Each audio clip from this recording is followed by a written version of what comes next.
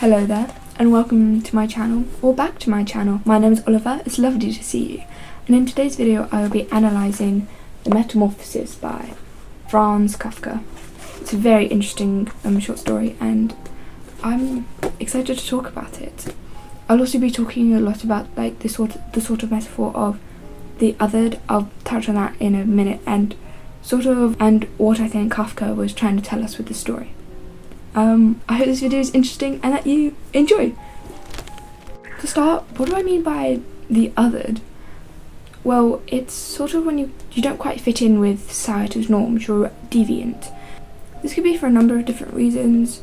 Probably the ones you think of most, like people with disabilities, queer people, people of colour. Things that people see as wrong or different, when in reality we're just human. When I read it, I saw myself in Gregor because as a disabled person, his struggle spoke to me, going from a successful businessman to a dead beetle. There's obviously a lot more to it, but I saw myself and my struggles within him. The unintentional metaphor for illness, burnout and shame was very prevalent in the story. I'm going to touch more on this in a little bit. But to start, we're going to just sort of go through the book. We'll start with chapter 1. At the start, we're introduced to Gregor and his family. And it's noted that Gregor is the breadwinner. No one else in his family works. He takes care of his mother, his father and his sister. And they all share a house together. Gregor's quite...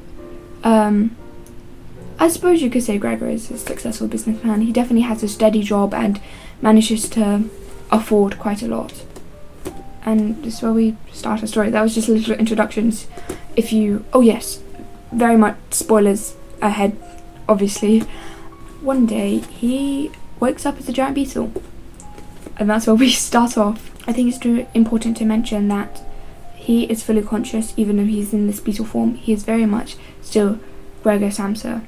I think his name differs between editions. The one that I have, which is translated into English, he is Gregory Samsa, but in the original his name is definitely Gregor, and I think his surname changes a bit too, so please don't come for me if I accidentally got his name wrong. That's just what it was like in the edition that I read. Anyways, sorry, moving on from that. But yes, he turns into this giant beetle, but instead of worrying about his physical form has just changed, he is much more worried about being late for work and missing his train, which really speaks volumes about the type of person that he is. He very much cares for his family and wants the best for them, so he doesn't want to be late for work. And he has never had a day off in 5 years, which is incredible. But to quote, he says, "Oh God," he thought, "that an exhausting job I've picked on. Travelling about day in day out is much more irritating work." He remarks that he slept through his alarm, and even though in his state he needs to go and catch a train. While he's thinking of this, his family members start knocking at his door, obviously wanting him to get up and go to work. He can talk to them as well. He sounds the same.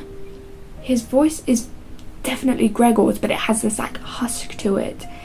He's definitely been changed, but he can still communicate with them. He is still a fully conscious being, which is very important as we proceed on. I think this is really where the start of the metaphor that I see starts to creep in. He's gone from this able-bodied, healthy man to physically being incapable of getting out of bed. And his family is upset with him for this. It's understandable because they don't know that he has turned into this creature yet. And they don't want him to miss work because obviously he needs a job to provide for his family. And he hasn't taken a day off in 5 years. So they're obviously quite concerned for his well-being considering he's late. He thinks about, he needs to get out of bed now. But what's quite sweet is that right now his biggest worry is not making a loud noise when he gets out, as he's worried it would cause anxiety or terror in the household. And it shows that he's a considerate person. Even though he needs help, he wants to do the best for his family. I know I keep bringing it up, but it's an important point that you will definitely see progress as we go through the novella. His family starts to get suspicious, and the chief clerk where he works comes to check in on him because obviously he hasn't shown up, and they hear him fall out of bed. His mother thinks that he is ill and says this to the chief clerk because otherwise why on earth wouldn't he have been out of the house yet? After he refuses to let anyone come into his bedroom and check that he is okay, the clerk gets angry at him. "What's the matter with you? Here you are barricading yourself in your room, giving only yes and no answers, causing your parents. Don't bring anything to the table. A lot of unnecessary trouble and neglecting your fussiness duties in incredible fashion. I thought you were a quiet, dependable person, and now all at once you seem bent on making a disgraceful exhibition of yourself." And Gregor's response is immediate submission. He cries out that he's going to open this door and to not punish his parents, and that all of this is just a slight illness, and nothing will ever come of it. He manages to get himself out of bed very uneasily, and he falls and stumbles over the door. He literally pushes his limits. He pushes himself to the limit just so he can prove that he is a capable person. Which I get. You don't want people to know you're ill. You don't want people to see anything's wrong because they'll look down upon you. Yet it is okay to ask for help sometimes. But he just doesn't want to disappoint anyone. At this point, his voice is becoming harder to understand, and Gregor is slowly becoming more inhumane.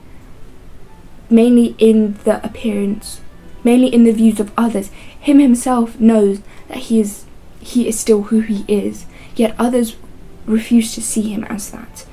So he is slowly descending into more of a monster. When he does manage to get the door open, instead of being greeted with sympathy and open arms and "Oh God, Gregor, what happened to you?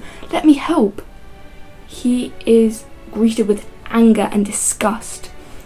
Anger for something he has no control over. Everyone is angry at Gregor because he will not be able to work because he is now a beetle, even though he says he is capable of doing so.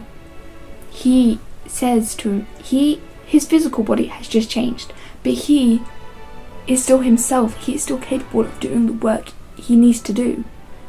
But everyone is scolding him for doing this, for doing something he had no say in. Poor Gregor. They're angry at him, but they don't even think, "Oh Gregor, it's okay. You're clearly ill. We can help. We can get jobs. We can support you." But they don't want to. They are more than capable of doing it themselves, yet they want to mooch off of Gregor, and suddenly that is no longer an option, since he is now this vile creature. I quickly reread a passage, and it's noted that the reasons why Gregor's family cannot work, because I got this wrong. His father is able-bodied, but he's old and has not worked in the 5 years that Gregory is. Sorry, in the book his name is Gregory. His sister's name is Meg in this book too, but in the original her name is Gret, I'm pretty sure. I just find it very interesting, the translations, how they translate their names as well, so apologies for if I mix up their names. His mother is crippled with asthma. I knew that, but his mother is old and crippled with asthma, and she cannot work. And Gret, I really hope that's her name, is only 17, but she will probably have to go out to work, but they just don't want to work, as well as on top of these conditions that they have. So I just thought it was interesting to mention that I just got that bit wrong, so apologies for. I think his transformation is really due to sort of like burnout and pressure. His body has definitely just caved in. There may be a proper reason that Kafka gave. I did do my research, I promise, but I mainly just took quotes from the book and interpreted them. rather than doing extensive research on the metaphors that Kafka himself probably wrote into the book. But yeah, like, even though this is a fictional work, you can really read between the lines and see the rays of reality shining in. Many people are like this. If you cannot work, you are lazy or a disgrace, even though they may just need help to get back into work. There are so many different factors that might stop someone being employed, and a lot of employers look down on people when they're a minority, for example, and they refuse work to people, or people need support but they cannot get it because of unemployment, or they want to work but never given a chance, or something similar to that. I think you can understand what I'm trying to get my point across with. Later, Gregor tries to get back in through the door, but he struggles and does harm to himself. There's a big bruise and one of his legs sort of stops working. He hits it hard. He becomes even more disabled, but he damaged himself simply because his own father could not look at him. He pushed himself to his limits again and caused much more harm to himself than he should have done. And at the start of chapter 2, it's noted that he has trouble drinking because his sister gives him milk and bread together.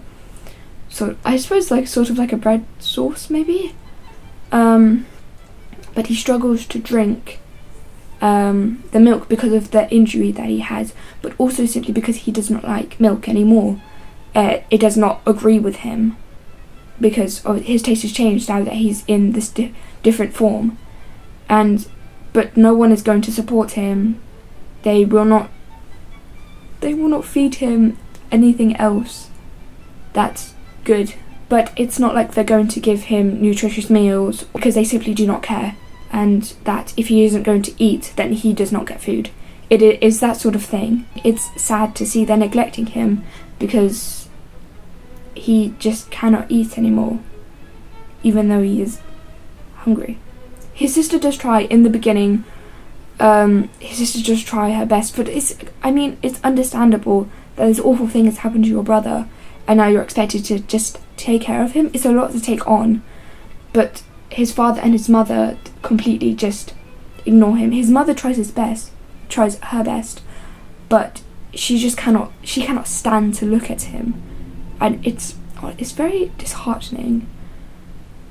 But as it progresses, his sister just loses interest in him. She just cannot stand to look at him anymore. At the end of chapter 2, Gregor's father throws apples at him in just an act of disgust, I suppose. And even when his mother begs him not to, clings to his neck to spare Gregor, he still does it. And one of the apples lands in between his wings on his back, I believe, or it gets caught under a plate on his back and he cannot reach it, and no one will dislodge it for him. For Gregor, this is a permanent reminder that he is still a part of this family, which is awful. It disables him even further because he has this mouldy apple on his back that causes him chronic pain. It's awful. I know this is fictional, but the way their family treats Gregor is disgusting, and you can definitely see it in real cases. Child neglect and abuse is absolutely a real thing, and it's just awful to see whenever it's brought up in fiction or non-fiction. And it's also noted that his family do not clean up after him. He lies in his own filth and rotten food because he has no one to take care of him. He cannot take care of himself. It is noted that he struggles to control his body because it's a new thing, and when he falls he struggles to get back up because obviously the way that bugs are shaped, they struggle to tip themselves over. He has a lot of physical challenges and disadvantages, and no one is helping him with them because they simply do not care. In the same chapter, his sister noticed that he likes to climb on the walls, sort of I suppose he feels safe up there. but his heavy furniture is in the way. So her and his mother, they do attempt to move the furniture, but it's too tedious for either of them. And it shows that even though they are struggling, there are still good parts of them, that they want to help Gregor, they want to make him better, but they just struggle so hard with doing so, which is completely understandable. It takes a lot to care for someone who cannot care for themselves. They also start to get used to Gregor's appearance, but they are still mildly disgusted by him. There is something that they cannot shake about this transformation, this metamorphosis that he has gone through, which is understandable, but still, he's still the same person that they know and love, yet they cannot get over this change in his physical form. I think, speaking of the metaphor again, sort of like with, having a trans child, for example, or knowing a trans person, they are still the same person, yet their physical appearance has changed. Well, sometimes it truly depends on the person, but often they are shunned and hated by said family or friends simply because they want to change a part of themselves. And I think that's also something that's important in this book. Not because obviously Kafka meant that, but it's just shown that I can see it. I don't know if I hope that makes sense. But they're slowly getting used to his appearance, which is quite nice for Gregor because he just wants to be seen as someone who's a part of the family again, yet they're making it incredibly difficult for him to do so. He is locked in his room, he's not allowed to go out. The maid that, I think she's a live-in maid, but I could be wrong, again, I'm sorry. But she is not allowed to see him, she's not allowed to go into his room, no one is allowed to go into his room, and he is not allowed to leave. Which, he is not necessarily a free man. He is hidden and shunned because of his appearance, which is awful. He just wants to be normal again, yet that will never be possible for him or for his family. In chapter 3, they have lodgers moved into that house. They haven't done so since Gregory's transformation, because obviously they're ashamed of him. But they have the lodgers over and they cook them great meals and they treat them as part of the family, which obviously upsets Gregor. At dinner, his sister starts playing music for the lodgers and he slowly creeps out of his room. Sorry, I'm just trying to find the bit in the book. But yes, his sister starts to play the violin and he can hear it from his room, obviously, and he slowly creeps out to hear it. And I'll read you a quote from the book. Not that anyone paid any attention to him, the family was completely absorbed by the violin players. The lodgers, however, having begun to station themselves, hands in pockets, much too close behind his sister's music stand, where they should all see the score, which must surely have bothered his sister, soon retired, muttering to the window, and stood there with head lowered, watching anxiously by Gregor's father. Again, book translation, whatever. It now looked very much as if, disappointed by the expectation of hearing some beautiful or entertaining violin playing, they were fed up with the whole performance and allowing their peace to be disturbed further only out of politeness, particularly in the way in which they all blew their cigar smoke into the air, out of nose and mouth together, suggesting a high degree of irritation. Yet his sister was playing so beautifully. Her face was tilted to one side, her eyes had a sad, searching look as they followed the lines of the score. Gregory crawled a little further into the room and pressed his head to the floor in hopes of perhaps meeting her gaze. Could he really be an animal if music affected him so deeply?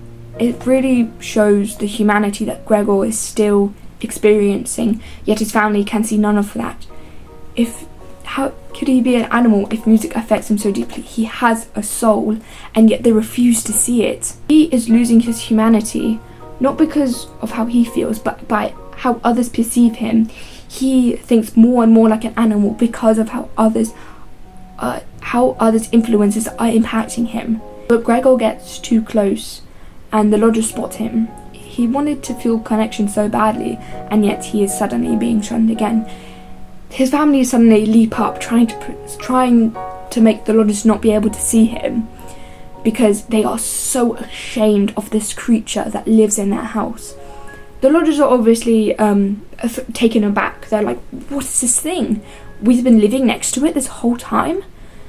It's definitely a shocking experience, but it's made much worse by his family's reactions to him, the utter disgust they have, the fact they want to hide him away so badly.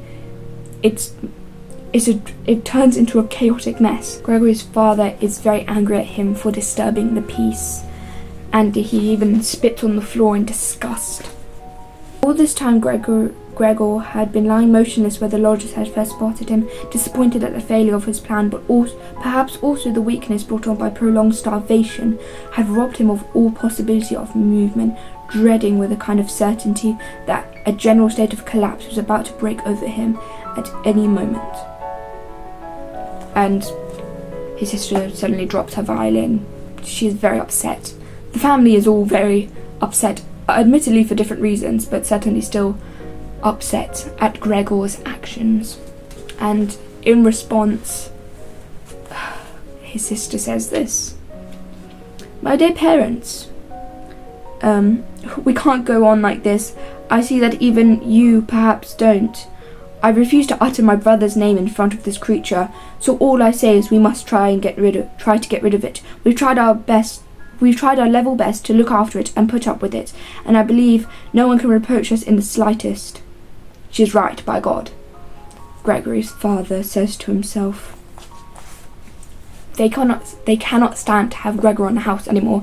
They are so disturbed by his simple presence.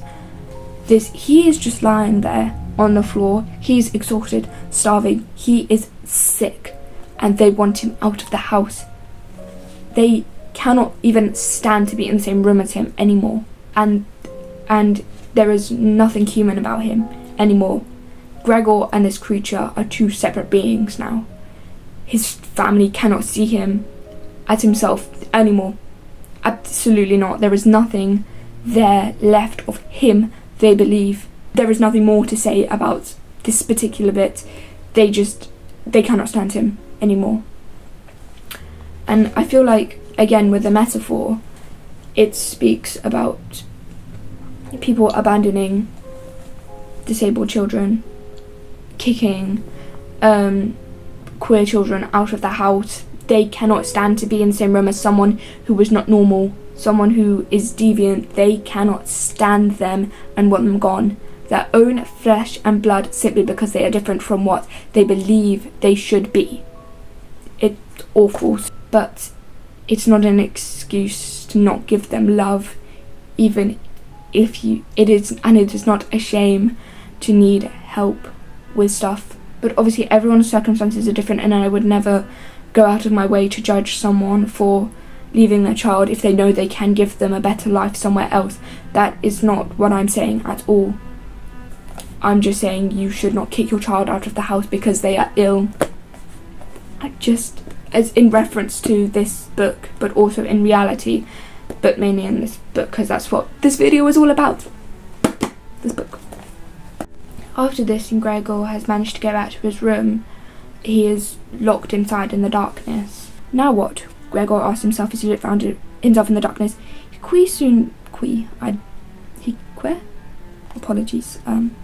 Soon discovered that he could no longer move at all. He was not surprised, in fact. What struck him as unnatural was he had actually been able to get about until then on such thin legs. Otherwise he felt comparatively comfortable. Admittedly, he hurt all over, but he had the impression that the pains were gradually becoming fainter and fainter and would eventually go away altogether.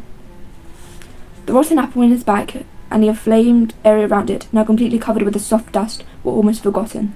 He recalled his family with sympathy and love. His only belief that he must go was, if possible, and even firmer than his sister's. He remained in this state, vacant and in peaceful reflection, until the church clock struck 3 a.m.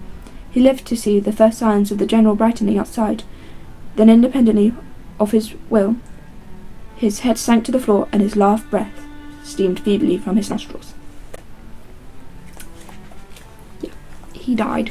Such a sad part of the book, because, you know, him recalling his family with such fondness, despite the fact they have treated him so poorly, really, again, speaks volumes about Gregor's character, and how I don't know how he sees the world.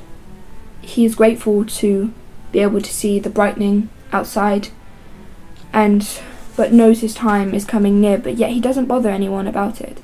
He dies peacefully on his own accord, effectively. It's sad, but he died probably of sepsis as well, considering the rotten apple has now grown mould. He is covered in dust, and he knew his time was not near, yet he just wanted to hear his sister play once more. I think there's something beautiful in that, but yeah, it's a really sad bit in the book. Well, the novel, short story, whatever. You know what I'm talking about.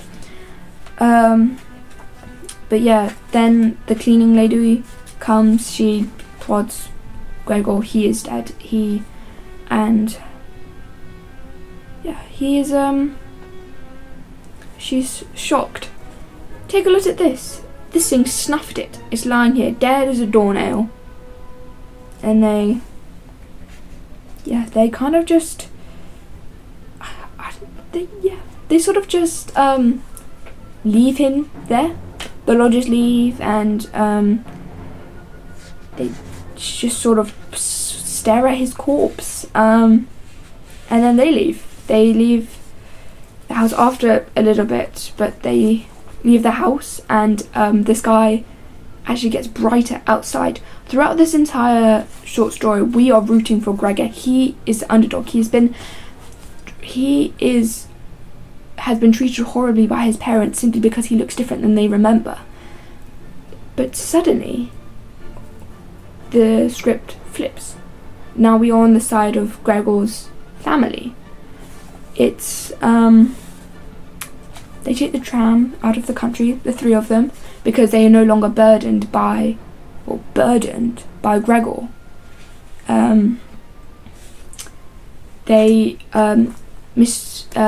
Gregor's parents noticed that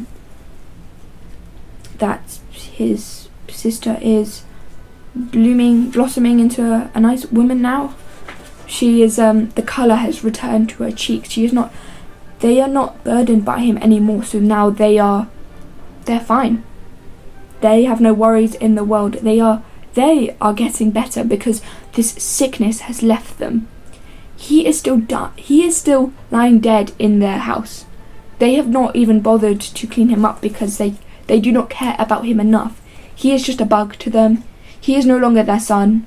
He is just, he is nothing to them anymore. They are so grateful for his death, and I think that's pretty insane, actually. I don't really know what to take of that sudden switch. I find it really interesting, and it's a good narrative device, certainly, but it's interesting. But yeah, it sort of reminds me of like the autism mums, if you know what I'm talking about. Those mothers who believe their child can be cured of a disease that isn't actually one. They can be cured of their autism with the holistic beliefs and medication, and take my course, it'll cure your child's autism. But they will never be cured because it's not something to be cured. They can live happy, long lives. I'm autistic. I have my struggles. I have a lot of struggles, yet with the right support system, I'm doing alright. They need help, but they won't admit it because they don't want to admit their child is disabled. It really bothers me about parents when they cannot even stand that their child could be disabled, yet that is what you sign up for when you become a parent. You have no idea what your child's future holds. You cannot be disgusted by them if they turn out to be disabled or queer or any other sort of, they have like another problem or whatever. Again, I'm speaking very generally. Everyone is their own unique person and everyone has their own unique struggles, but just in a broad sense to get my point across. It's, if you are going to have a child, you need to understand that they could turn out to be someone you do not want them to turn out to be. that is not your fault, but it's not theirs either. You should not punish your children. You should not send them out of the house because they are different to what you think is normal. You need to understand that when you have a child, you need to care for them the best you can, because they are not a burden, and you need to understand that. You cannot cure your child's disabilities. You just have to support them through all their endeavours, because that is all they could ask for from you as their parent. That is your job. That is your responsibility. Ask for help if you need it. It is important that they get the help, but you need help as well. It is not an easy feat taking care of a child on your own, especially if they have problems that they need to be seen for. I know this is such like a strong way to end off a video, but it's a very important message that I wanted to share with everybody. But yeah, I mean, that's it. That's sort of what I said. Yeah, I think that's it for the video. There wasn't really much to it. I just wanted to explore and analyze the Metamorphasis because it's such an interesting book. I read it in one sitting. I really enjoyed it, and Kafka, his works are great. He struggled a lot himself, and it definitely comes across in his writing. The Metamorphosis is also an excellent example of body horror. Your body is changing grotesque ways, that sort of thing. It's an excellent example of that, and I wanted to sort of touch on that because I saw a post that was like, body horror is just like disabilities in another format, and I thought that was really interesting. And yes, it is. It's like people having missing limbs, being cut open, not being able to walk, etc., etc. All of these are experienced by disabled people. Not all of them are experienced by disabled people, but a loss of a limb or being like cut open and having chronic pain or chronic problems due to that sort of thing can be disabilities. I hope that made more sense. And I think it's an important thing to mention how it comes across, because a lot of body horror is like the worst case scenario to non-disabled people, and this changing is what they fear. This grotesque is what they fear, but to other people it's everyday life. I have chronic pain. I haven't had body horror happen to me, but my body's changed. It's become sicker and sicker and sicker, and it's really something I don't know, I just thought about it. But yeah, I think it's a very good use of body horror, but it's also, again, ties in with the metaphor of bodies changing. Everyone is disgusted by this thing. But yeah, I definitely recommend reading it. I'll leave a PDF in the description if you want to check it out for yourself. Obviously, this video there's a big spoiler for it, but it's definitely something I think you should read yourself so you can really take in what I'm saying. But yeah, again, this isn't what Kafka imagined, I don't believe, but I think it's an important analysation that I made, and if not, I'm sure it made for an interesting video. But yeah, if you like this sort of content, maybe consider subscribing and liking the video to know that you enjoy this content. I haven't made many long form videos. I think it's my 5th, but there are certainly more of these sorts of things on the way, so if you're interested, definitely just subscribe and wait for the next one. But yeah, I hope you have a fantastic day or night or whatever, and I will see you in the next one. Bye.